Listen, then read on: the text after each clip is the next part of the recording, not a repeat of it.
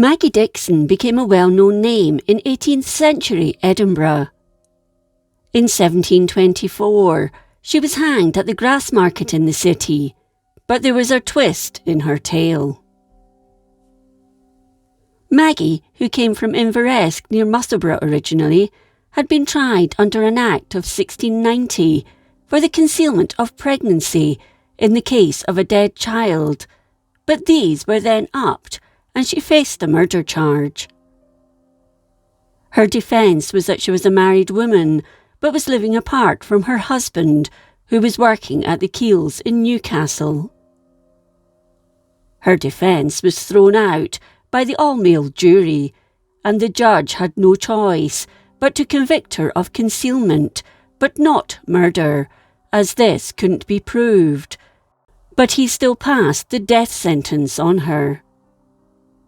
There was an outcry in the city, many finding the sentence unjustified, and there was a call for her life to be spared. On 2nd September, Maggie was led to the Grassmarket, where she was hanged in front of a sympathetic crowd. She was around 22 years old. Details of the hanging appeared in the newspapers of the day, full of gruesome detail, including the hangman, John Dalgleish, pulling on her legs. But did he? There was some speculation that while she was incarcerated in the old toll booth in the capital, she seduced him, and he rigged the hanging so that she would survive. In those days, a certain amount of time had to pass, with the convict hanging from the gallows until that time limit had expired. Then the body was cut down and given over to the families.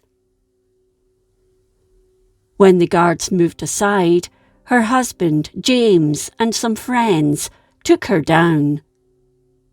A scuffle broke out between surgeon apprentices and her friends. Punches were thrown and sticks were used as they vied for the body, as at that time only those of convicted criminals could be used for dissection at the University of Edinburgh. Someone, possibly one of her friends even, used a hammer, breaking down one of the sides of the arched chest, allowing fresh air into the coffin. After her body had been put in a coffin and placed on a cart that was hired from John Murray and his wife, 2 pedlars, they began to drive it to Inveresk, where she was to be buried. Passing Cairntown Toll on the road to Musselburgh, which at the time was a public house, they stopped at Peffer Mill to get a dram of whisky.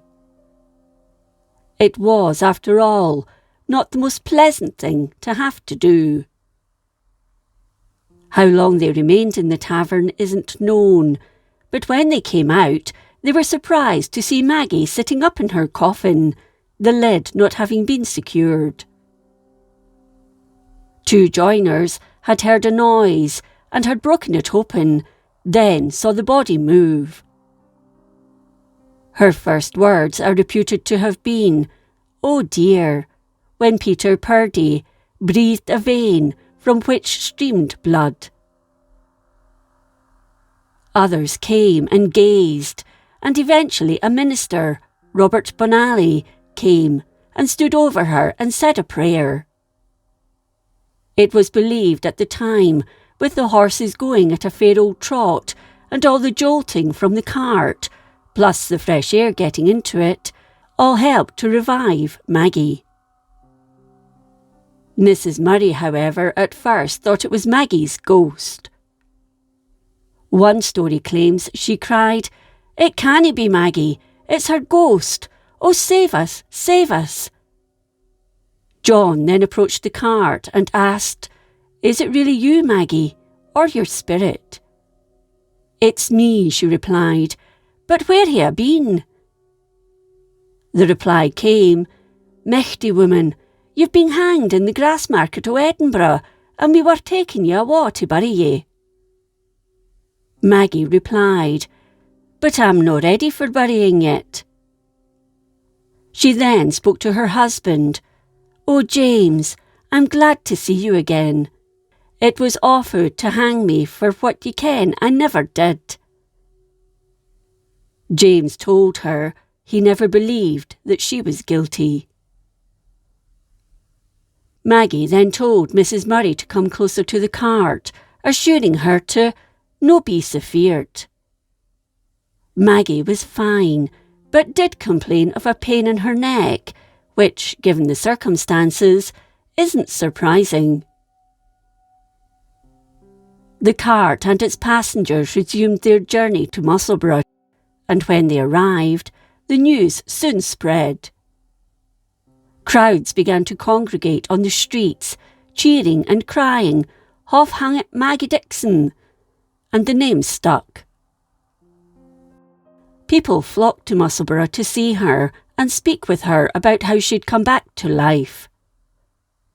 She attended church the Sunday following her botched hanging, where people were so anxious to see her, the minister had to help her out of the kirkyard to save her from being trampled on by the amazed crowd. That Wednesday, in gratitude of her safe conduct by the minister, she devoted it to fasting and prayer, and continued to do this Wednesday routine for the rest of her life.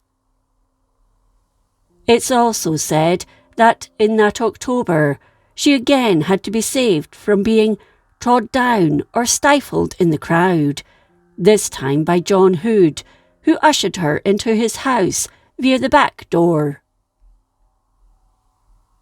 As time went on, Maggie and her husband decided all the attention was too much, so they returned to Edinburgh. She lived for many years after, having several children with her husband, but was always known as Half-Hangit Maggie. James died 8 years after his wife's botched hanging, so she began to run a small alehouse, as well as a crier of salt in the streets of Edinburgh when times were hard at the pub, right up until her death around 1765. During that time, she became a bit of a celebrity in the city due to her escape from the hangman's noose, and visitors to the town had her pointed out to them. Sir Walter Scott alluded to Half-Hangit Maggie, and Alexander Pennycook wrote a poem, "The Merry Wives of Musselburgh's Welcome to Meg Dixon." "'Tis better in Musselburgh to dwell, not a cauld grave."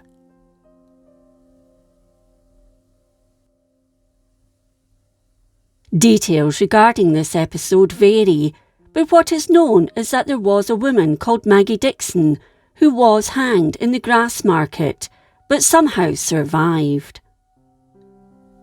Her name survives to this day on the Grassmarket, thanks to a pub which is named after Half-Hangit Maggie.